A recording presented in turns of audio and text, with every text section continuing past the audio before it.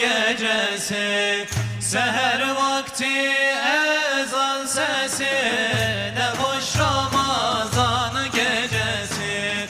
Seher vakti ezan sesi, ne hoş Ramazan gecesi.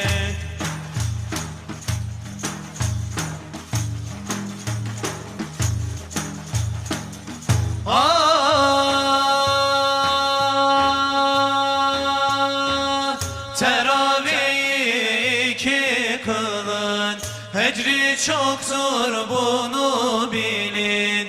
Gönlünüzden kiri silin, ne hoş Ramazan gecesi. Gönlünüzden kiri silin, ne hoş Ramazan gecesi.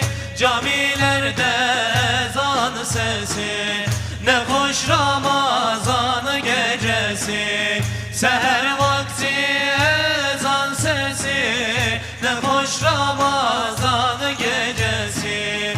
Seher vakti ezan sesi, ne hoş Ramazan gecesi.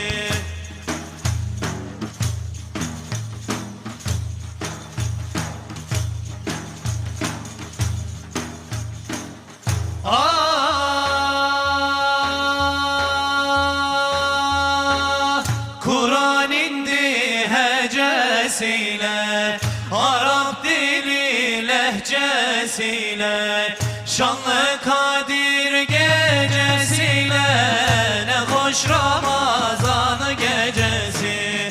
Şanlı Kadir gecesiyle, ne hoş Ramazan gecesi.